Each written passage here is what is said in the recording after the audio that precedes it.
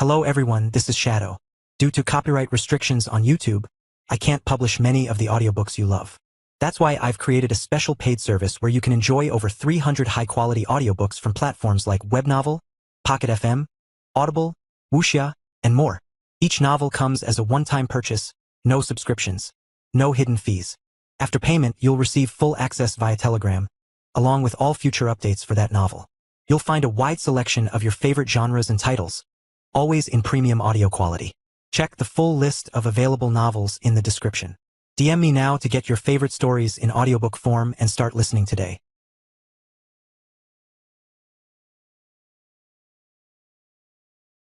Chapter 1135 Ice Cream Factor. A permanent look of confusion and shock was painted on Sir Berkia's face as he fell to his knees, unconscious from his wounds. A moment of silence soon enveloped the entire arena. Then a few seconds later, they erupted into excited shouts and cheers. Sir Phoenix won. The odds were stacked against him, yet he had proven to everyone that his sword heart was not a problem beating even the best knights out there. The fact that Sir Phoenix was supposed to be a free win for Berkia was very much telling of everyone's opinion of the scarred knight. Yet, thanks to the chocolate ice cream as well as the roller coaster therapy, he was able to overcome his disability and use a power that no one even thought he had. The other knights and the beast folks were thoroughly entertained by this. Perhaps there was merit to the rumors that said that the chocolate ice cream was effective in increasing ability power. Of course, most still thought that the reason for Phoenix's recovery was something a little bit more important. Something not mundane like a dessert. The reason why Phoenix won was because he was originally a talented knight. It was only after he recovered from his injuries did his full potential show. It didn't yet completely show that the chocolate ice cream was responsible for his victory. That happened later.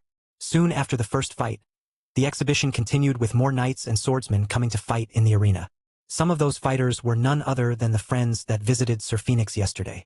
Like Phoenix, they were in the exhibition tournament simply because they were barely good enough to be in the big leagues. Nobody actually thought that they would even advance through the first stage, much less win the whole thing entirely. However, something peculiar happened. On the third fight, the underdog fighter faced off against one of the favorites. A youth from the Lionheart family, no less. They were famous for being a lineage that had very good genes perfectly fitting that of a swordsman. Heck, the heavenly swordmaster before Eldia was from the Lionheart family. That was why everyone had expectations for this Lionheart youth. And in comparison, his opponent was a nobody. A swordsman who came from poverty after being recruited by the Order after showing talent. And at the start of the match, this nobody swordsman began eating chocolate ice cream while paying no heed to his opponent. The Lionheart youth was of course slighted by this action. The unknown swordsman was not so good at his craft that he could spend the remaining seconds before the fight eating some kind of dessert. Even the audience thought so as well. In fact, there were many bets regarding this fight. But a few minutes later, they would all be grabbing their hairs out of pure frustration. The nobody swordsman completely overwhelmed the Lionheart youth, displaying power that could make the legacy swordsman tumble to his knees. What? Okay. I'm not one to believe in rumors, but is that ice cream really that powerful? How could it make such a huge difference? Once was nothing. Twice was a coincidence. 3 times, and there was a pattern that one could not put aside. Perhaps the chocolate ice cream really was as magical as people were describing it as. That began to be proven as the fights in the tournament turned from upset to upset.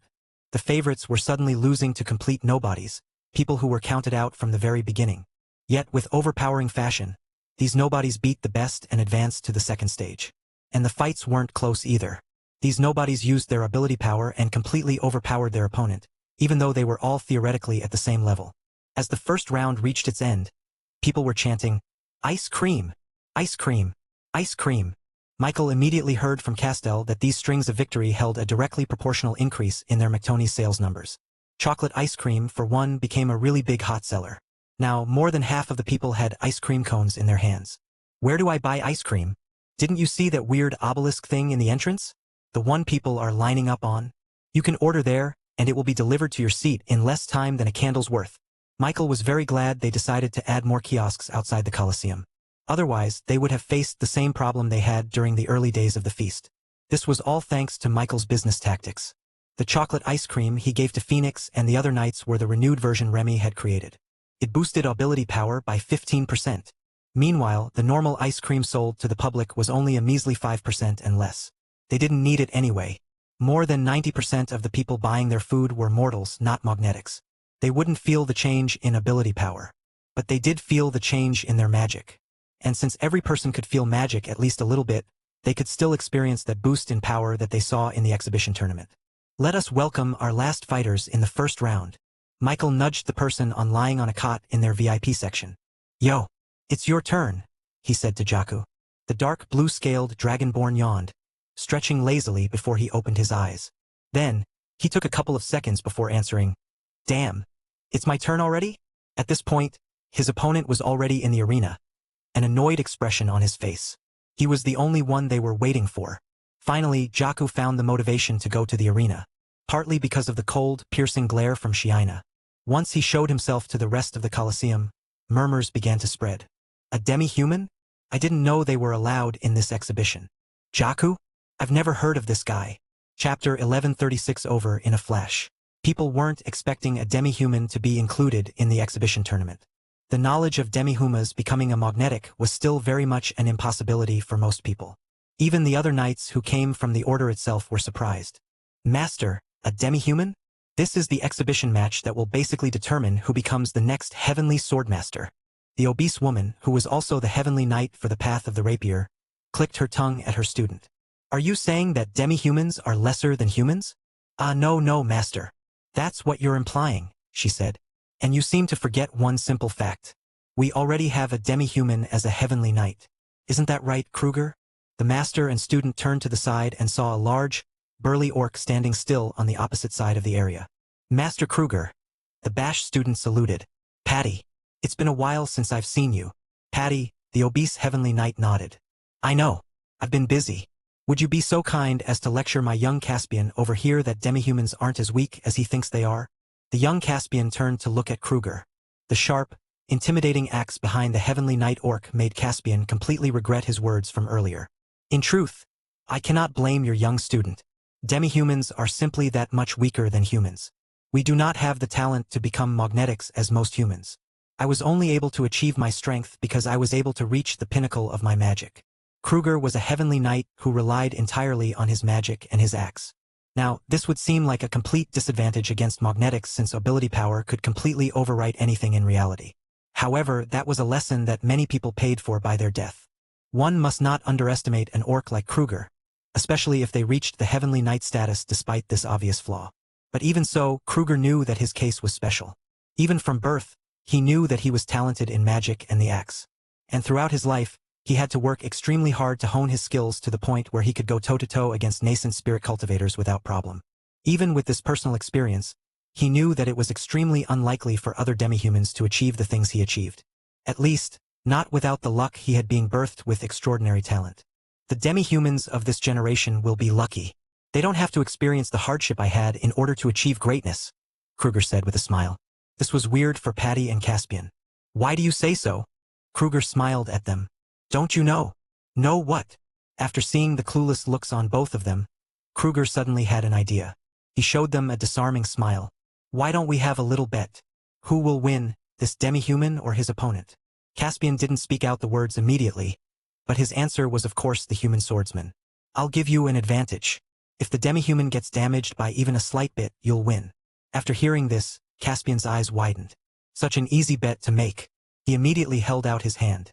Deal. If I win, you'll fulfill one of my favors. Caspian said. It wasn't every day that a heavenly knight would owe him a favor. I wouldn't make that bet if I were you, warned his master. Patty turned to look at the Reborn VIP area. And among the group there, her eyes focused on a single person. A young woman with black hair and elegance like that of a princess. That was none other than Una Montgomery. The one who got away. She was the perfect student, one that could have eventually inherited the title of Heavenly Knight from her. However, the politics of Montgomery made Una reject the opportunity. If she had accepted, then Caspian wouldn't be so arrogant now with a rival like her around. And if Una was cheering for the demi-human, then Patty already knew the outcome before it even happened. Jaku yawned as he faced his opponent. My name is... And before the swordsman finished his words, Jaku raised his hand and looked towards the official. Can we go now? He asked. His opponent was fuming after hearing that. You! The official then raised his hand, whistling with his fingers to signal the start of the match. Immediately, the human swordsman raised his weapon. A powerful humanoid diva of heavenly characteristics appeared. The crowds cheered, but almost in the same instant, blue lightning flashed. And a second later, The diva dissipated into a mist. Then the human swordsman fell face first into the arena, blood spilling into a puddle. Silence. What happened? Nobody even saw what happened. Did the swordsman burst an artery or something? Nobody even noticed that Jaku had already left the arena, walking back towards the Rebornian area, still fighting off his sleep. Even the official didn't know what to say. Was the fight over? It seemed so. But how? He had no choice but to raise his flag and declare Jaku the winner. For the general public, this victory didn't feel earned at all. This could be considered a free win. But of course, anyone with even a slight modicum of fighting prowess were up on their feet, completely bewildered by what they saw. Caspian held his breath, jaw dropped. What? That's a diva. That demi-human is a magnetic. And he wasn't even a normal magnetic. In that brief instant, Jaku exploded with power equal to that of the 7th stage of body formation realm. It was at this point that Kruger laughed heartily, tears flowing out of his eyes. Ha ha ha ha. You should have seen the look on your face. That was fun. Kruger suddenly got a taste for this feeling. He might want to search for more victims in the future. Meanwhile, on the other side of the arena, Arthur gripped his sword as his gaze landed on the demi-human. He found him. Chapter 1137 Hunting. Arthur finally found the mysterious swordsman, the very person who was able to withstand his attack. As expected, he really was in the exhibition tournament. He couldn't help but get excited. If all things went well, he'd be fighting Jaku in the next stages. Once that happened, he'd be able to quell the beating of his sword heart. Ever since the incident in the dungeon, Arthur felt his own heart beating with insecurity. He had never found another swordsman who could match him with the turn of sword. With this opportunity, Arthur would be able to prove to himself that he was the better of the two swordsmen. After all, he'd be able to use his own power without limits. He'd be able to use his ability power and his sword heart in tandem. Sure, this demi-human had an ability power of his own. But even that wouldn't be enough to defeat him. Only time would tell. Meanwhile, in a secluded area of the Colosseum, the Heavenly Knight swordsman watched the fight with great amusement. Eldia was pleasantly surprised to see some unexpected wins this morning. Phoenix and the other knights who hadn't been performing well before now finally showed off their true talents. This was exactly the reason why she started this exhibition match in the first place.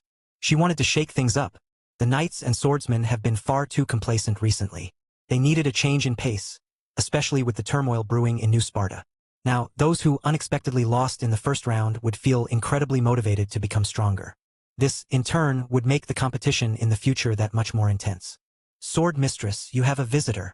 Eldia raised her head, and before the visitor even came near her, she already knew who it was. She could smell him from a mile away. Huntrax, she muttered. Soon after, a man wearing what could only be described as the attire for beggars entered the room. He didn't just look like a hobo, he smelled like one too. His tattered brown coat looked like it had stains from vastly different liquids. I wonder how you can shoot your arrow without your target smelling you from far away, Eldia commented. Ha ha ha. That still doesn't help them escape my arrows, Huntrax said. He sat opposite Eldia, cleaning his nose as he did so. The butler frowned at such a vulgar display of manners. But the man was a heavenly knight. He simply couldn't say what he wanted to say. What do you come here for? She asked him straight. Aren't you going to hunt a gigantic beast or something? Huntrax raised his hands. No need to be so defensive, old friend. I'm simply here to check out New Sparta. I've been seeing a lot of those automobiles start to spread out in the continent, you know. It's been making it harder tracking down my targets. Eldia scoffed. She knew that Huntrax wouldn't have trouble shooting down a target even if they were riding a car as fast as light itself. At this point, Huntrax laughed and opened his arms wide. You got me. I'm here for a hunting mission. The Heavenly Sword Mistress frowned. A hunting mission? If the Heavenly Shooter was forced to act, then the target must be someone big. Hunting what? Huntrax displayed a crazed look. Not what? Who? Hearing this, Eldia paused for a few seconds. There were only a few human targets who required a Heavenly Knight to act. Eventually, she figured out the truth. And in the most hushed of words, she whispered, the Grandmaster. Huntrax winked at her. Exactly. We've heard from the Eternatus Consortium that he's hiding somewhere here in New Sparta. Eldia pursed her lips. She didn't know how to feel knowing that one of their biggest problems was just hiding under her nose this entire time. Why am I hearing about this only now? She asked him. I didn't even tell my students why we're here. You know how that guy reacts. If you even whisper his name into the air, he vanishes. They'd been hunting down the Grandmaster for decades now. And every time, he would escape from their clutches at the moment they sent their forces to him. It was a difficult problem for everyone. The Grandmaster was a person whose strength rivaled that of the Heavenly Knights and the Mystic Masters. If you didn't send an army of nascent spirit magnetics towards him, then you wouldn't even have a chance to get close to him. And if you did decide to send your forces to him, he was already gone. The man was slippery. And the hardest part was that the ersatz and the consortium were like oil and water. They just couldn't stand each other. The Grandmaster would never let his biggest rivals know his location, making sure they never even smelled a whiff of him. Of course, they couldn't be sure that he was actually here. The moment they tried to verify this, it would alert him that they knew his secret. So, the best they could go with was a rumor. And since this information came from the consortium, it was as good as true. Wait, how did the consortium even know he was here? Huntrax shrugged. They seem to have a reliable source. How reliable? You know the stronghold that got destroyed here? It seems this person was the cause of that. Eldia did hear about a platinum-led stronghold being besieged recently. Not just one, but two. She thought it was the consortium responsible for that. Looks like the consortium found themselves a genius. My sources say that this genius is quite young as well. But the details are murky. Eldia wondered why there were so many geniuses popping up here and there. First Michael, then the Dragonborns, then now this mysterious consortium genius. Perhaps the world was preparing them for a worse situation. Chapter 1138 Werewolf Taste. I just wanted to warn you in case a fight breaks out, Huntrax said to Eldia. You don't want any help? Huntrax crossed his arms. Are you kidding me? This is my hunt. The heavenly shooter was always a prideful one. He didn't dislike the idea of getting help from other people. In fact, in a fight against the Grandmaster, he would probably do well with the help of a few more heavenly knights. However, he would like the chance to do things his own way at least at the very start. As a stealth shooter, he was the most effective when he was the first one to strike. After he did his job, then he would welcome the help. But before then, it would be best if he was left alone to hunt for his target. He didn't want anyone messing with his tempo. The Grandmaster was the hardest hunt he would probably be doing. If he wasn't careful in hunting him down, then he may just spook his target into retreating. Or worse, he may just become the target for the hunt. All right, if you want any help, then you can just contact me through here. Eldia handed him a phone. A confused expression warped into Huntrax's face. What is this metal brick? Does it explode? Want me to throw this to the Grandmaster? Eldia laughed. No. If you want to contact me, you can do so here through the phone. Butler, would you be so kind as to teach this clueless heavenly knight as to how a phone works? The butler took out his phone and began giving Huntrax a lesson on phone 101.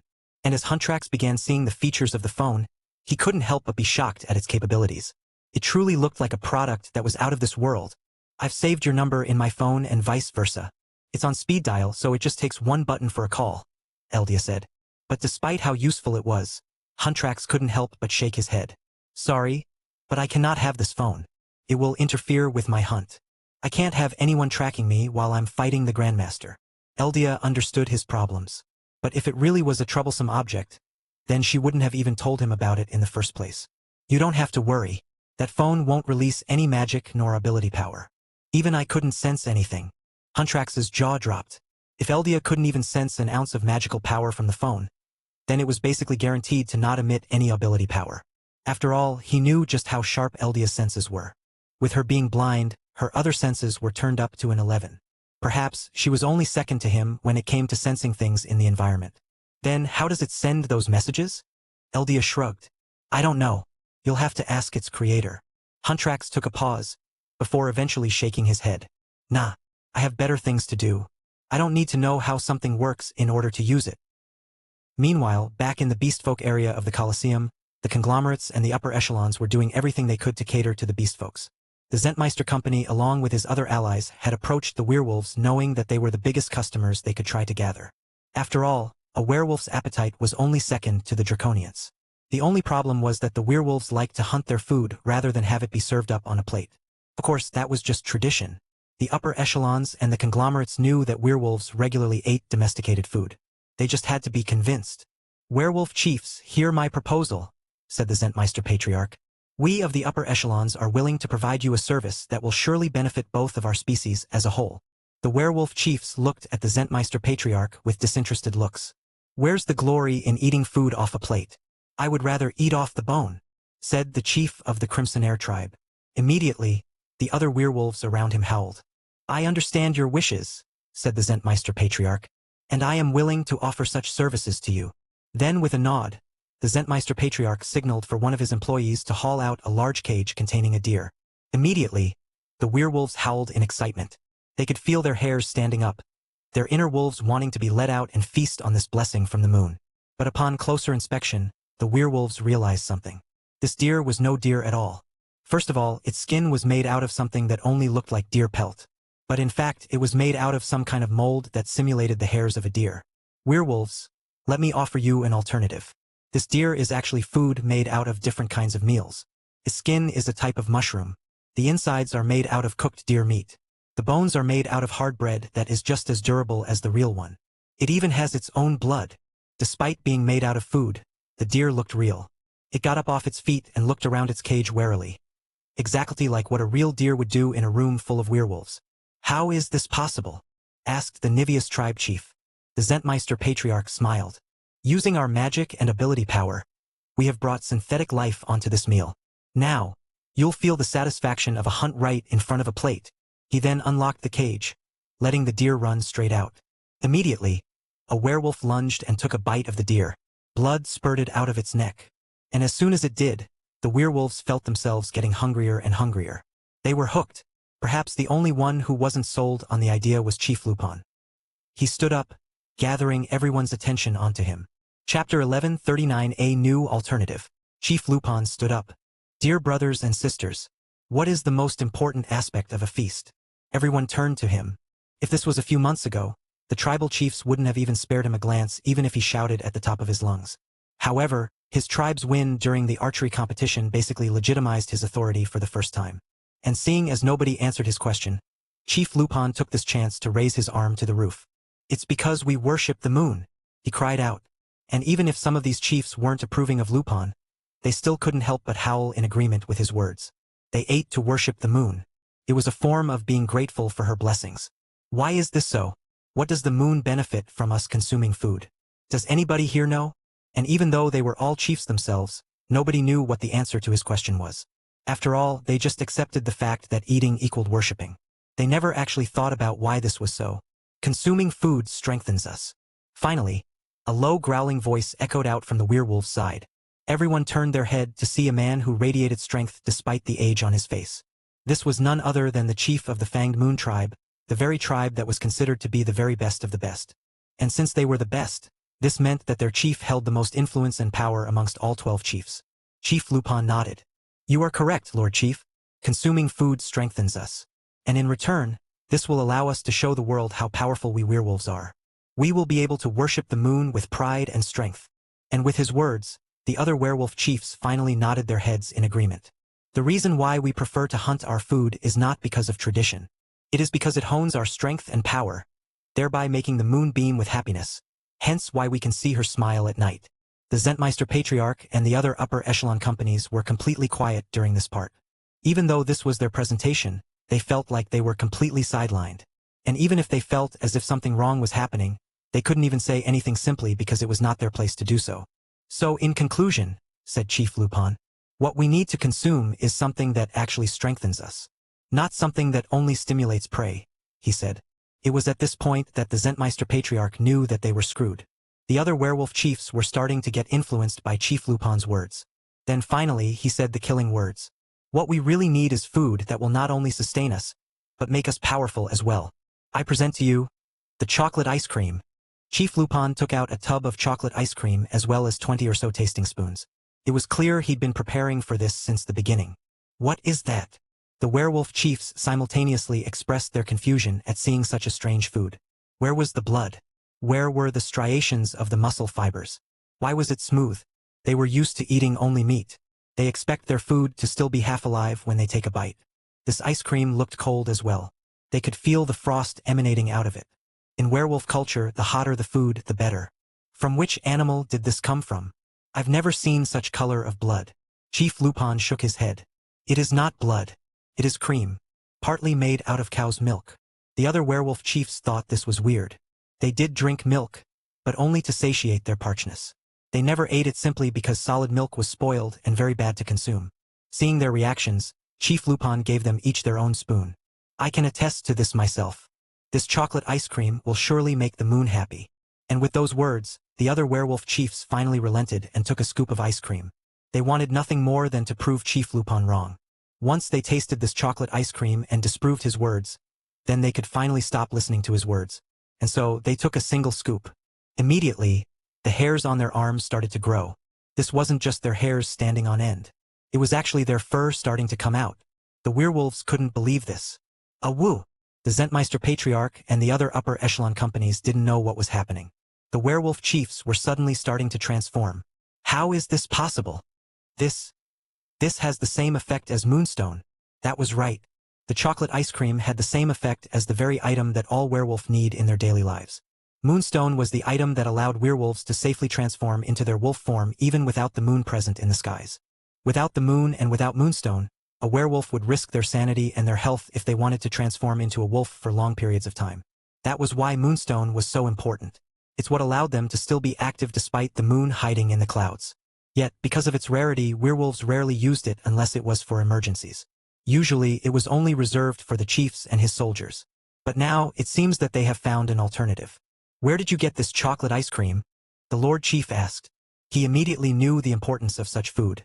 The Reborn company supplies chocolate ice cream for anyone who desires them. You can purchase one for yourself during their feast. Chief Lupin enthusiastically said. The other werewolf chiefs began to discuss amongst themselves. They wanted that chocolate ice cream. Chapter 1140 New Movement. The Zentmeister Patriarch and the rest of the other upper echelon companies couldn't believe what they just witnessed. They spent a lot of money, research, and effort in order to create a food that the werewolves would like. Yet, the Reborn company just came in and immediately got their attention just like that. And this wasn't even the first time that this happened. Just yesterday, they made sure to cater to the knights and swordsmen in order to sponsor them. They thought they could capitalize on the exhibition match's popularity in order to push their company to the top and subsequently defeat the Reborn company while they were weak. But the exact opposite happened. Reborn still caught the majority of the customer base through only their innovative products. At this point, the Zentmeister Patriarch could only laugh to himself. It seemed that they'd truly underestimated the Reborn company in terms of their business acumen. Most of them couldn't help but admit that, in terms of products, the Reborn company was probably on the same level as the upper echelons. The Zentmeister Patriarch wanted to meet Michael. He'd only heard of the Reborn company's leader through rumors, and all of them painted a vague picture of the man himself. The second round of the exhibition tournament immediately started soon after the first finished. The talent pool had been halved to only 20 competitors, all of whom had shown great power and skill in the sword. However, there was a clear favorite amongst them all, and that was none other than Arthur, who had shown a power that was above and beyond the skill level of his competition. He seemed poised to take the grand prize home and become the swordmistress' only student. Of course, Michael and the Rebornians still hoped for Jakku to at least show off his true talents. But it seemed that the Dragonborn was more interested in sleeping than winning. "You must win this competition," said Shiina to her brother. "If you don't, you will tarnish the name and reputation of Lord Michael." Jakku tried to drown out Shina's words by smushing his face into a pillow, but it didn't work. He just couldn't get why he had to win this competition. He didn't even need any guidance from the supposed heavenly swordmistress. She didn't seem all that impressive, after all. Thankfully, Jakku's next match wouldn't be until 2 hours later, so they had some time to kill. And just then, Michael felt a tug at his shadow. He looked down, seeing the vague shapes of the two orc chieftains at his feet. Their eyes were enough to tell him that they had something serious to tell him. "What is it?" "Bu-tu-tu, Boss Michael. We've recently been sensing some movement in the shadows. Ratata. They're the same ones as those cold zombies from back then." Michael knew that the ersatz would move eventually, so he'd been expecting this. After sieging 2 of their strongholds, it would be weird if they didn't do some sort of retaliation. Of course, he knew that they could trace that back to him. Katarina took the brunt of that, making sure to take responsibility for the attack. But even still, he made some preparations. He sent some of his mini-drones to patrol the shady areas of New Sparta along with the Shadow Orcs. They'd already sussed out a few places where there could be a stronghold hiding inside, but they restricted themselves by only surveying the area at a surface level. Katarina already warned him not to dig around where he wasn't supposed to, but at least now he was prepared when the ersatz started moving. "What's happening?" he asked them. "We have not seen their soldiers move, but we have seen the signs of the stronghold portals being used," Naruto said. Michael found this a little bit concerning. If he wasn't in the company of heavenly knights and mystic masters, then he wouldn't have stayed in the Colosseum at all. "Are they planning to attack New Sparta?" Sasuke shook his head. "No, that's what's strange, Ratata. They seem to be moving their soldiers out of New Sparta. There could only be two possibilities for this. First, they were retreating. Second, they were planning something somewhere far away. The first was unlikely. They were already knee-deep into New Sparta. They took the chance and established strongholds in this area despite knowing that mystic masters and heavenly knights resided in New Sparta. And if they were going to escape, they wouldn't do it where there were 4 heavenly knights present at the moment. They would have done it long ago. So, this must mean that the ersatz had plans for a different area. But where? Michael would have wanted to tail after them, but even the shadow orcs couldn't find a trace of their presence. This was probably done by a nascent spirit cultivator. Is there any immediate danger? The 2 orc chiefs shook their heads. It doesn't seem so, Lord Michael. Their motive for this move isn't a frontal attack. The ersatz were definitely planning something. Better to be safe than sorry, Michael thought. Deploy the shadow orcs in New Sparta. Give them all the resources that they need. The 2 orc chiefs nodded and immediately disappeared into the darkness. Despite the danger, Michael could feel the orcs' excitement. It had been a long time since they were deployed on a real mission. Even though they'd just been a magnetic barely a month ago, they were still hungry to advance even more.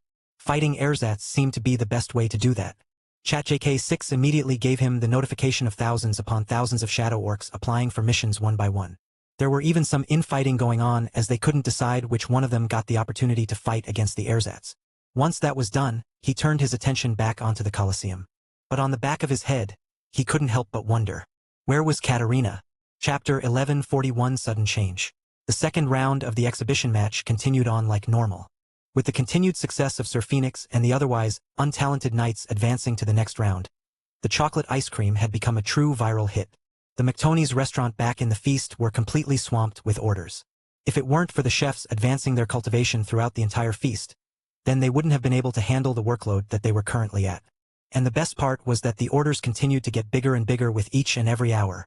Not even 4 hours after the opening, Michael was surprised to find out that they were already on track to surpass 50 million tokens in a single day. He couldn't believe it. At this point, they'd be able to get 100 million tokens easily. That would firmly place them near the top 10, or maybe even inside it. This was exciting. The chocolate ice cream had proven to be incredibly addicting. More than half of the customers were buying more and more, trying out the different flavors to find their favorite ones. Of course, the McTony's chicken was doing good as well. The two were a perfect meal when paired together. Now, Michael and the Rebornians only had to worry about the exhibition match. They didn't really have any need for Jakku to win the competition. In fact, Michael almost wanted them to lose. Maybe fighting against a powerful opponent and being unable to find victory would finally push the lazy Jakku to lock in and practice. And so, Michael continued to merrily watch the competition with the rest of the spectators. Until something happened. An invisible shockwave emanated throughout the entirety of New Sparta, alerting Michael. Somehow, this wave didn't come from anything physical. It wasn't made out of air, sound, or anything else. It felt metaphysical, something that only his magnetic heart could notice. In fact, he felt the small core on his chest pulsating. He didn't know why it did this, but he knew it was because of that strange feeling. He immediately whipped his head trying to find the source of this disturbance. But unfortunately, he seemed to be the only one who noticed this. Every single person around him was clueless as this strange shockwave came over them. The spectators as well. It looked like he was the only one who noticed it. Naruto, Sasuke, did the ersatz make their move? He asked them. The 2 shadow orcs appeared at his feet. Their reflections on the ground expressed their confusion. Boo-tutu, no, Lord Michael. We have them under surveillance at all times. Michael verified their claims through his mini-drone. The ersatz were currently about 100 kilometers away from New Sparta. If they were the one responsible for this, then he would have felt the strongest shockwave coming from that specific location. Instead, the shockwave came from inside New Sparta. He was sure of that. He immediately closed his eyes, using his mini-drones to survey the area. With thousands of eyes watching the city, Michael finally noticed something. He wasn't the only one who noticed this disturbance. Almost every major company, corporation, or organization were currently having private discussions amongst their top people. Whatever it was they were discussing, they didn't want anyone else to know. But of course, Michael was too curious to simply let this opportunity pass by. He was a nascent spirit cultivator now. He was no longer a pawn in their games. He played by his own rules. Eventually, he picked his target. The Zentmeister Company. They had their headquarters positioned at the center of all this commotion. Literally and figuratively. He pulled his own consciousness into his own drone, embodying it as if it was his own. And because of that, he could clearly tell that the disturbance came exactly from this location. The very shockwave that rocked his heart was caused by them. What was that? If he wanted to know, he'd have to look inside. But if he were to simply saunter through, he'd get found out immediately. He had to get smart about this. Gather intel first before doing anything. He surveyed the area.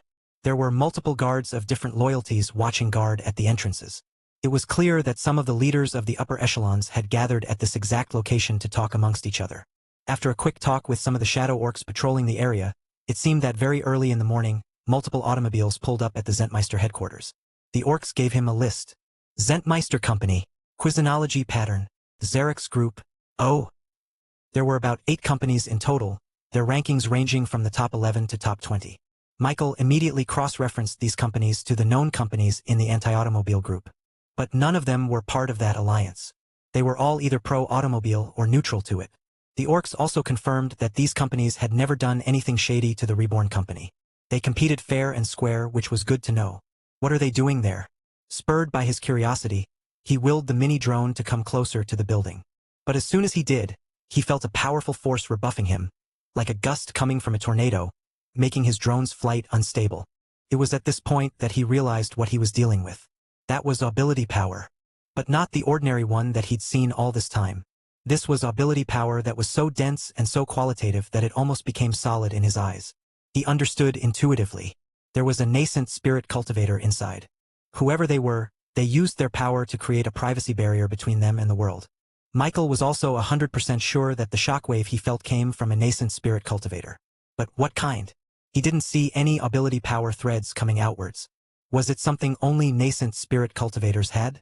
Despite advancing to this level, Michael never really knew what kind of powers he had. Harbinger was gone. There was no one to teach him the basics about being a nascent spirit cultivator. The only other person he knew was Katarina. If it weren't for her, he wouldn't have even known that nascent spirit cultivators could summon their diva and use it as armor. He wished she was here right now. Unfortunately, she was nowhere to be found. Young master. Castell's words brought Michael back to reality. He exited out of the drone vision and returned to his body, where he saw Castell right in front of him with a confused look on her face. What's wrong? He asked her. Castell found it hard to find the right words. Young master, we've seen a dip in sales. Michael found this weird. Things were going so well just a few minutes ago. It was uncharacteristic for the market to suddenly change in the matter of minutes, especially in a world that wasn't dominated by the internet. However, Castell's intuition was never wrong. She was familiar about the Reborn company like it was her own hand. She would know if they got injured. I verified this with Tony, young master. We are losing the virality we had a few minutes ago, she said. Tony managed McTony's like she did. He had a mental sense about the company. If they felt the same thing, then it was probably true. What happened? Well, it's hard to explain, young master. 1 minute we had thousands upon thousands of orders coming in every second. And the next, they were suddenly halved. At this point, having their current sales would still be a win compared to yesterday. In fact, they would probably still have that 50 million token sales mark. But this decline in sales would mean that they wouldn't ever progress past their current rank. And with tomorrow being the last day of the feast, it would be extremely unlikely for them to reach the top 10. How could this be? Castell shook her head. I don't know, young master. It's like our customers suddenly lost their appetite. Michael wondered what kind of incident could have caused this. Anything he came up sounded nonsensical. Sounded out of this world. Wait, that shockwave. It was undoubtedly made out of ability power, despite the lack of threads. And what were the characteristics of ability power? Chapter 1142 Nascent Influence. Joseph Vanderbilt walked into the room, noticing Michael and the Rebornians' worried looks. I take it you've noticed what happened, he said. Michael nodded. What you've witnessed is the upper echelons finally taking the heavy weights off their arms. They're finally using their true powers on you, Joseph revealed. This basically verified Michael's guess. The Zentmeister company and the other upper echelons have finally used their nascent spirit cultivators to win the feast once and for all. It was only when Michael actually had a chance to win a spot in the top 10 did they finally realize that he was a real threat. And to deal with a real threat, they needed to bring out their real power. What do you know about nascent spirit cultivators? Joseph asked. Not much, Michael replied. That was the truth. There was no book that basically introduced him to the realm he currently was. I only know that nascent spirit cultivators can use their diva as armors. Joseph nodded. Yes, that is true. But that is only one aspect of their powers, the physical one. You haven't seen the other part, the godly one. After seeing such drastic effects it had on New Sparta, Michael didn't doubt Joseph's words for a single second. To put it short, Nascent spirit cultivators are basically gods in front of mortals, Joseph said seriously. They can manipulate everything they want at any point in time. If they wanted to, they could make the entirety of New Sparta as their playground in the sand, molding it as they pleased. Seeing the confused look on Michael's face, Joseph elaborated. You know about the reality-altering properties of ability power. Some can turn fire into ice. Some can mold arrows to become dragons. But that is only the case in the body formation realm. The reality-altering power you have is limited only to your immediate vicinity. For nascent spirit cultivators, that power is multiplied and transcended into the next level. Joseph stood up and closed his eyes. Then, Michael felt power suddenly emanating out of Joseph. It was subtle and devoid of any ability power threads. Yet, it still echoed through the core in his chest like the disturbance he felt earlier. Joseph was a nascent spirit cultivator. That was to be expected. After all, one didn't get to manage a branch of the richest company in the world without the proper power to support it. He then produced a small apple from his pocket dimension ring. He showed it to Michael and the rest of the Rebornians around him. Then he asked, "What color is this apple?" Michael subtly shook his head at such an obvious question. "Red," he started saying.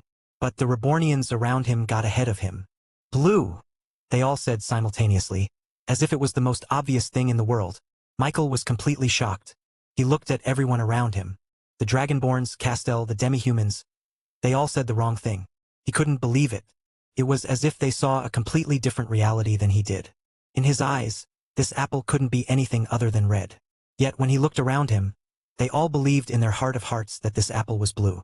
This is the power of a nascent spirit cultivator. They have complete control over an aspect of reality. What aspect? Well, that depends on their power. Mine has something to do with color and the visible light. And with that power, I was able to convince everyone around you that the red color they were seeing was actually blue. This completely overwrites everything in a person, including their memories.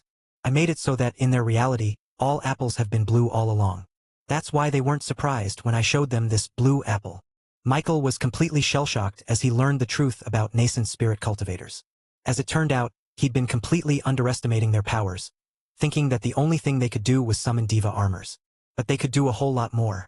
They could change the very reality that everyone was experiencing. What's even scarier was the fact that the people under this influencing effect were completely blind to the fact that their reality had been changed. They would have gone about their lives thinking red had been blue all along. It was as if he was blind before, but now he could see.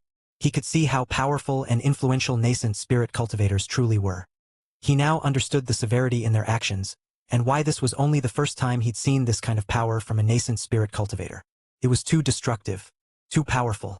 It was like dropping a nuclear bomb back in his previous life. The effects completely changed the landscape of the world, and the repercussions would be immense. He could only shudder at the thought of tens of nascent spirit cultivators duking it out. The reverberations of their fight would either completely shatter everyone's reality, or warp it so much to the point where it couldn't be turned back to normal. "Ugh," Shiina said, groaning as she massaged her head. It was at this point that Joseph couldn't help but be shocked. The demi-human Rebornians around Michael were slowly starting to realize the false reality he put them on under. They were starting to wake up. "I'm pleasantly surprised," he commented. "Your allies are more talented than I thought. They were able to awaken from my influence in such a short amount of time." Joseph snapped his fingers, and that strange feeling dissipated. Michael no longer felt that echo from his nascent core. "What color is that apple?" he asked Shiina. The white-scaled dragonborn narrowed her eyes, before saying, "It's red." Joseph nodded. The more trivial the change, the easier it is to do. If I change something more fundamental, like them forgetting every single item, name, or memory related to the color red, then I would face a much harder pushback. I reckon it would only work on 40% of the people here. Even if it was only 40%, that was still a lot. The fact that Joseph could change the very thing that made a person was very frightening. If your memories were completely altered, then who were you? If nascent spirit cultivators could do that, Michael muttered seriously. Joseph eased his worries. "Don't worry, nascent influence is very hard to maintain. And if they think that they can do whatever the hell they want in New Sparta, then they have it coming soon." Michael raised his head. What did the Zentmeister company do?" This earned him an approving nod from Joseph. "It's good that you know who your opponent is. Gordon is a man with a very solid idea of the upper echelons. He believes that they have a tremendous responsibility to keep the balance in the world. And right now, you're disrupting that balance." "What did I do?" Michael asked. "Well, you're currently speeding your way through the ranks. That's completely unheard of. Usually, companies would need decades of experience before they could have the wisdom needed to become an upper echelon. Your company is barely even 5 years old, yet you're already knocking on the doors of the elites. Michael did admit that they had a very fast pace. But it was all done through hard work and his own merit. He didn't use his family's name to skip the line. He did it the old-fashioned way. At the very least, Gordon is a man of principles. He won't do anything untoward your company. He'll play by the rules. But the problem now is that you are threatening to become an upper echelon. And because of that, he's showing you the true threat and power of the upper echelons. He's trying to show you that your company isn't ready for such competition. Basically, it was a lesson. A reminder for him to be put back into his place in the lower echelons. It seems that they have placed a nascent influence in New Sparta, changing reality to be in their favor. They're making your chocolate ice cream less appetizing, said Joseph. The Shadow Orcs coincidentally finished their own investigations. And what they found out basically verified Joseph's words. About 40% of their customers lost their appetite in eating chocolate ice cream. Their desserts became too cold. Customers reported feeling their brain freeze just from a single scoop. Even the prospect of increasing magic power didn't help overpower that unpleasant feeling. This is one of the ways upper echelons and conglomerates fight each other in the market. It's just plain, straight manipulation. And right now, he was feeling the full brunt of that manipulation. In just a single move, they've completely crippled their chances in entering the top 10 of the feast. Joseph was right. This power was godlike. But luckily, he wasn't as powerless as they thought. He was a nascent spirit cultivator. He could theoretically fight them in their own war. Chapter 1143 True Nascent. Michael always felt as if he hadn't been taking full use of his nascent spirit cultivation. He had finally advanced to the next level, but he hadn't really felt that next level. He felt the same as he was when he was a body formation cultivator, with the exception of being able to summon a small piece of liquid armor. It honestly felt underwhelming to him. That's the reason why he hadn't been hurrying up his ascension in the nascent spirit realm. He felt like there was no point, especially if he wasn't going to be using his ability powers to fight.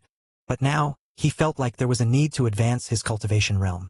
If he wanted to fight against these giant companies who could change the very reality they were living under with a single snap of their fingers, then he needed all the strength he could muster to fight against them. If he wanted to achieve the same level that they were in, he needed to become like them. The problem was, how? According to Joseph, one's nascent influence was based on their ability powers. Is it based on talent? His talent was the harbinger of the future. When he was a body formation cultivator, this meant he was able to use futuristic technologies like a switch, a fast-forward button, and a reverse. So, what did that mean now that he was a nascent spirit cultivator? He had no idea. Right now, the Zentmeister company doesn't care if they blatantly use their nascent influence to change the game in the feast. Usually, such use of nascent influence would be met with an equal power fighting back against them. Especially since we're in such a competitive space like New Sparta. However, as you may have noticed, their nascent influence is still ongoing even now. None of the other companies have decided to fight against this blatant manipulation. This is all for one simple reason. Reborn's downfall would also be beneficial to them. You've been hogging all the customers to yourself, after all. They may fight against each other to take customers, but they won't stop this nascent influence. For the first time in forever, the upper echelons have all decided that you are a threat willing to forego their grievances. Impressive, truly. There was a bit of pride in Joseph's words as he said that. One could see that he expected such a result coming from a Vanderbilt like him. I will try to help you, Joseph promised. But I can't do it so blatantly. It won't be good for either of us if everyone sees a conglomerate coming to help a lower echelon company. The Vanderbilts weren't without their enemies, after all. In fact, being at the top subjected them to a lot more scrutiny and scheming. If Joseph started to publicly defend the Reborn company by fighting back against this nascent influence, the other companies would smell weakness and they would pounce on both of them. Michael understood that. In fact, even if Joseph offered to help, he wouldn't have accepted it. He worked so hard to disregard the Vanderbilt name for any of his accomplishments. He wouldn't stop now. But what I can do is to introduce you to some people who can help. I assume with all the business you're getting with the automobiles, the gas, and your restaurant, you aren't lacking any money.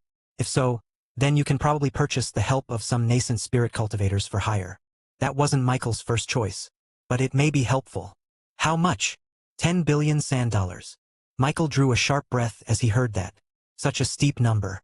But it made sense since nascent spirit cultivators were so powerful that they could rewrite reality all on their own. They wouldn't be strapped for cash. How much money do we have now? 15,294,174,726 sand dollars. He had 15.2 billion sand dollars. Wow. Automobiles had exploded in such a fashion that Michael now had to count his money using billions. Fuel was the main cause of this. After all, as more and more people bought automobiles, the more people had to buy gas. Cars they could purchase as a one-time deal. For fuel, they needed to buy that every time they wanted to use their cars. If he wanted to, he could definitely hire the nascent spirit cultivator like Joseph wanted him to. But he didn't need to. Also, he needed to remind himself that this money wasn't just his. It was all of Reborn's. Now that they've expanded their processes and achieved a level of comfortable success, Michael had begun paying the Rebornians with the appropriate amount they deserved. They even refused it at first, saying that being able to become a Rebornian was already a gift in and of itself. But he forced them to accept it. Anyway, that money could be used for better stuff. What he really needed to do was become powerful enough to not need any help. "I'm grateful, but I won't be hiring any outside help," he said to Joseph. "Oh, don't worry. I will help you finance this whole situation. I know that you won't be able to afford this in one go. I can." Joseph was stunned for a moment, before he quickly shook his head and laughed at his own stupidity. He forgot who he was talking to. Even without looking at their analytics, he knew that the Reborn company was earning hundreds of millions of sand dollars every week through the automobiles alone. That wasn't even including all their other businesses. In terms of money, Michael definitely deserved to be in the upper echelons. Then why not? This is the only way that you could protect yourself from Zentmeister's nascent influence. Michael looked at Joseph straight in the eyes. Then he raised his hand, connecting to that core in his chest as he summoned a golden liquid out of nowhere. These nanoparticles swarmed around his hand, forming a tight-fitting glove. This was his nascent armor. Chapter 1144 Nascent Before Puberty. Joseph at first had that confused look on his face. Then a few seconds passed, and his face morphs and changes into shock, and then into complete horror. That was nascent armor. You. Joseph pointed at Michael. "You're a nascent spirit cultivator?" This kind of revelation was enough to send someone into a heart attack. In fact, the only reason Joseph was still standing right now was because he was a nascent spirit cultivator too. If not, he would have definitely been unconscious the moment he found out. This was absurd. Michael was only in his early teens. Yet, he was already able to achieve the nascent spirit realm. Nobody would believe him if he told them. Nobody had seen this kind of genius. Ever. The fastest ones to reach the nascent spirit realm at least reached puberty before they did so. But Michael was still so young. Joseph didn't even know that this was possible. After all, it was common knowledge that magnetics had to wait at least a few months before they advanced to the next stage. Surgery to the heart needed a lot of recovery time, and it wasn't a good idea to have so many of them in quick succession. If Joseph did the math right, then Michael should have started his magnetic journey when he was 1 year old. That was literally impossible. This meant that Michael probably started very early, from 5 years old onwards. Of course, the truth was far stranger than that. And if Joseph found out the truth that it had only been less than 2 years since Michael became a magnetic, then even his nascent core wouldn't stop him from having a heart attack. "I'm only able to summon this much of my nascent armor," Michael complained. "I still need to get more spirits before I can cover my whole body with it." "How much do you have?" Joseph asked carefully. 35. Joseph fainted. About half an hour later, Joseph finally awoke from his nap. Michael was very thankful that he was able to explain to Joseph's guards that he wasn't the cause for this sudden unconsciousness. Well, he was, but he didn't actively cause it. "Oh God, I can't believe it," Joseph said, holding his head. It was as if Michael had just told him some very bad news. And from his perspective, it was. If Michael had already gotten a third of the way to the first stage of the nascent spirit realm when he was so young, then what was he doing? Joseph remembered it took him a decade to start gathering spirits. Michael probably wasn't even born yet. This was the sort of existential crisis that would affect even a nascent spirit cultivator like him. "You're a nascent spirit cultivator." Joseph raised his head as he suddenly realized something. "Wait, were you the one who defeated the nascent spirit cultivator from the TriStar company?" Michael shook his head. "No, she did." Joseph turned his head to see a dark-faced woman staring back at him devoid of any emotions. It startled him seeing such a human act so inhuman. "Who is she?" Michael gestured to Alpha, who bowed her head. "She's my clone." Silence. Joseph's eyebrows twisted together. "Never mind the fact that you have a clone. Why is she emanating a strength above that of a body formation cultivator?" Michael didn't want to explain. "She's a strong clone." It was at this point that Joseph realized that Michael had a lot more secrets than he was letting on. Even now, he found that he was still underestimating his little nephew. He was grateful he didn't know everything. "All right, I'll try to remove this from my brain," Joseph said genuinely. Any more and he would freak out. "Let's go back to our topic. You're a nascent spirit cultivator. Yes, Michael replied. And I'm guessing that you want to learn how to use your power to fight against the nascent influence? Joseph hit it right on the head. After a solid deep breath, Joseph let go of any surprise he had left in his mind and treated Michael as if he was a peer, an equal. That was because he was essentially in the same realm as the boy was. All right, there's no straight way to learn how to use your nascent influence. Everyone learns them at their own pace, on their own terms. Essentially, it boils down to how much you know yourself, how much you know your diva. The body formation realm is the foundation of your connection to your power. And in the nascent spirit realm, it is your time to apply what you learned. If you know that by heart, then you can influence everything outside your own self. That basically verified Michael's guess that his talent was once again crucial to learning his own nascent influence. Once again, the path to learning that was vague. But I wouldn't worry about my own nascent influence if I were you. I would worry about how to defend against others. Michael raised his eyebrow, intrigued. There is a way for you to defend against a nascent influence. Actually, 2 ways. The first is to find the source of the influence and break their concentration. Once that happens, the influence is broken and you can live happily knowing that it will be harder on them if they want to repeat the same influence on other people. Based on what Joseph said, it seemed that influencing people with the same thought wasn't a good idea. People would eventually gain resistance against it. I know where the nascent influence comes from, but I don't know how to break it. Their headquarters is even more tightly guarded than strongholds. What's the second way? He asked. The second option is for you to use your natural resistance against influence and spread it to those around you. It will be like shielding them under your roof to shield them from the cold. Chapter 1145 A Billion. Joseph explained the technique like it was the most natural thing in the world, but Michael found it hard to actually put it to practice. Just spread your consciousness to those around you, he said. Michael closed his eyes and tried to focus just like Joseph said. But all he saw was darkness. The core in his heart neither moved nor thumped a beat. It remained stagnant like it had always been before. Remember your tribulation, said Joseph. Remember the moment that you used your consciousness to protect yourself from the lightning. It was at this point that Michael stopped what he was doing and looked at Joseph. I didn't have my tribulation, he said. Joseph laughed, thinking it was a joke. Haha, good one. Every nascent spirit cultivator undergoes tribulation. It's the defining moment that you defy the heavens and start to wield your godlike powers. Michael had to explain to him about what happened, about the starry explosion phenomenon in the skies. Perhaps it wasn't a good idea to use common sense on Michael. Nothing was ever normal with him. Okay, just follow my lead. Use your ability power, but just barely. Think about summoning your nascent armor. But instead of manifesting it in real life, you use that idea to spread your power outside. Michael did as he was told. And suddenly, he felt the core in his heart starting to move. In his mind's eye, he was starting to see the outside world. His eyes were closed, but he could see about 2 meters around him. It was vague. Just shapes and the magnetic power emanating out of the Rebornians around him. But he did see them. And in his mind, he saw blanket. One weaved from the ability power threads that came from his own heart. Except these threads weren't real. They were incorporeal, not interacting with the real world at all. Yet somehow they were able to make a visible impact. As soon as this blanket spread over Shiina, she suddenly raised her head and looked towards Michael. She didn't know what happened, but she instinctively knew that he was protecting her. A grateful look gleamed in her eyes before she bowed towards him. There! Joseph exclaimed. You did it. With this technique, you'll be able to extend your natural defenses against influence towards other people of your choosing.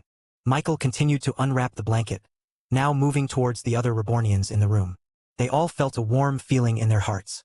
They felt safe. Of course, the more you spread your defenses, the harder it will be to maintain. You'll need to constantly work on it if you want to expand your reach. Joseph snapped his fingers. Another reverberation echoed out into the room as he exerted his nascent influence on everybody in the room. Then he brought out the very same apple. What color is this? He asked them. This time Shiina proudly stepped up. That is a deep red with streaks of white, she said. The other Rebornians answered the same. Their reality remained unchanged. Joseph nodded like a proud parent as he saw Michael start his very first steps as a nascent spirit cultivator. With this, he was sure that Michael had the basics of defense against those upper echelons. Michael opened his eyes. How can I spread my defense to my customers? Joseph raised his hand. Slow down. What you've done is only the first step of many. You'll need to first worry about maintaining that defensive reach to your immediate vicinity before you start worrying about an entire population. He had a point. Michael was asking to run when he didn't even know how to crawl. However, Michael was desperate. He needed a way to fight against the influence of the upper echelons or else he'd lose the feast. He needed to find a way. Right now, he could spread his defense to anyone in his current vicinity. If he wanted to undo the nascent influence on his customers, then he needed to be there with them at the moment that they start ordering his food. Of course, that wasn't feasible. They had hundreds upon thousands of customers all over New Sparta. Even if he used his Unity clones, it wouldn't be enough. And even then, he'd have to monitor them every second of the day since that nascent influence was continuing to be broadcasted out in New Sparta without stop. He needed something that could monitor stuff 24/7, and of course, the answer to that was none other than his drones. He had thousands of mini drones. Thousands more if he decided to build more using his copious amounts of money. If he could somehow spread his defensive blanket through his mini drones, then he'd be able to solve his problem easily. But the problem was, how? If he embodied a mini drone, then he'd be able to do it. But that was just one. And he had to take control of the drone as well for it to work, which defeated the purpose. He needed something automatic. Something that didn't need his input. Hey ChatJK6, is there any? Before he even finished his question, ChatJK6 already had an answer for him. Certainly. Creating a new upgrade option for the drone. Mithril artifact. Drone. Mini drones. 1615. Nascent blanket. Cost. 100,000 Sudrops. Allows drones and mini drones to spread the comforting defense of the user. Any person that the drones can see are protected from nascent influence to a certain degree proportional to the user. Michael almost dropped to the ground once he saw that price. 100,000 Sudrops. That was equal to $1 billion sand dollars. Sure, he had a lot of money right now, but that didn't mean he wanted to spend that much on a single upgrade. Correction, this would be thousands of upgrades. All mini drones will carry this ability. Semantics. That's still $1 billion sand dollars. If Michael wasn't so desperate for a solution, then he wouldn't have fallen for such tactics. Chapter 1146, Amazing Talent. Eventually, Michael did decide that $1 billion sand dollars was worth it. After all, the only other solution was to hire his own nascent spirit cultivator, which would cost 10 times more. This was better. At least, he would be able to use this from now until forever. And as long as he got stronger and the quantity of his mini drones got bigger, then this investment would prove even more worth it in the future. Would you excuse me for a little bit? Michael asked Joseph. He exited the room and took out $1 billion sand dollars and transferred it to his personal ATM machine given to him by the Ocean King himself. As long as he was near a body of water, even if it was a puddle, then he could exchange sand dollars for Sudrops. Thankfully, the exchange didn't take that long, unlike previous transactions which took half an hour. Despite transferring $1 billion sand dollars, it only took a few minutes before the whirling water spat out a small pocket dimension ring towards his hands. Upon inspecting the ring, he found 100,000 Sudrops as promised. Once he obtained the required Sudrops, he took out his main drone and poured the ring's contents onto its surface. The drone happily absorbed the liquid. Once it registered into the system, Michael purchased the upgrade. Purchase complete. Starting upgrade. Estimated time of completion. 40 days. Of course, Michael couldn't wait that long. Thankfully, he had plenty of coupons. 5x instant drone upgrade. He was still getting daily coupons from the drone emporium that he'd been saving up for a rainy day. And today was that day. And as soon as he redeemed it, the drone suddenly shimmered as nanoparticles emerged out of nowhere and began to swallow the entire thing whole. It felt like bees had now swarmed all of his drones. Then a couple of seconds later, the nanoparticles descended into the drone's frame, disappearing inside. Upgrade complete, ChatJK6 announced.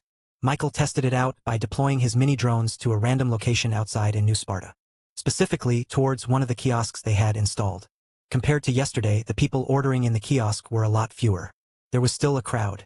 The kiosk and their food products were still a novelty to them. But as soon as they were presented with the choices such as the chocolate ice cream, they would suddenly feel disinterested and leave the kiosk entirely without ordering. This happened too many times to count. However, once the mini drone hovered above the kiosk, something changed. In Michael's mind's eye, he was suddenly transported into that place. And there, he saw the metaphysical blanket start to descend upon the crowd, protecting them from the nascent influence that changed their very realities. The effect was subtle, but it was significant. The lethargic crowd had suddenly regained their vigor as they once again jostled each other to be the first one to order chocolate ice cream. It worked. Now, the defensive blanket made by the mini drone was small in area, barely enough to cover the line in the kiosk. But this could easily be remedied by more mini drones. The most important part was that he had a proven way of fighting against those upper echelons. Michael returned his consciousness back to his body. He returned to the room, finding Joseph enjoying the McTony's meal he was given while he was out. "Have you decided?" Joseph asked. "About what?" "About what you will do." You can work on your nascent influence all you want, but it will take months before you can do anything significant to fight against the upper echelons. And I believe that you want to win the feast. Am I correct? You'll need something to fight against them at this instant. Like I said, I will be willing to finance. Michael raised his hand to stop Joseph. Oh, it's okay. I've already solved it. Joseph nodded. That's good. That's good. Silence. Huh?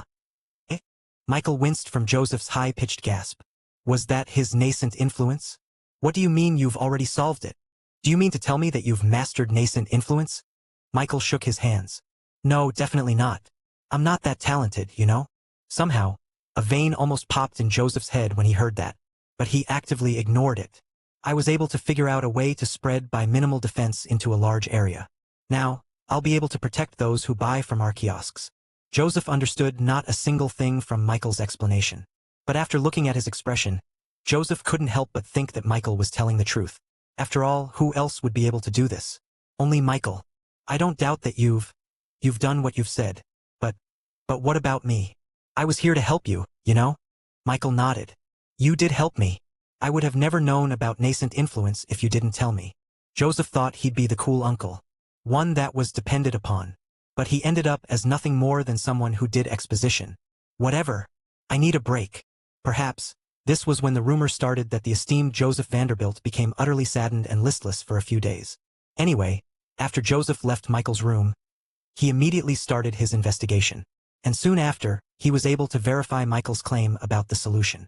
Somehow, McTony's restaurant was recovering their customers at a commensurate rate. The customers of the kiosk were being protected by the veil of a nascent spirit, even though Michael was nowhere to be seen. And the most surprising part was that this wasn't an isolated incident. All over New Sparta, particularly the areas with the kiosk, people were getting protected from the nascent influence by the Zentmeister company. Joseph couldn't believe it. Somehow, Michael solved the problem. And to think, just a few hours ago, he didn't even know about nascent influence. Hello everyone, this is Shadow. Due to copyright restrictions on YouTube, I can't publish many of the audiobooks you love. That's why I've created a special paid service where you can enjoy over 300 high-quality audiobooks from platforms like Webnovel, Pocket FM, Audible, Wuxia, and more. Each novel comes as a one-time purchase, no subscriptions, no hidden fees. After payment, you'll receive full access via Telegram, along with all future updates for that novel. You'll find a wide selection of your favorite genres and titles, always in premium audio quality. Check the full list of available novels in the description. DM me now to get your favorite stories in audiobook form and start listening today.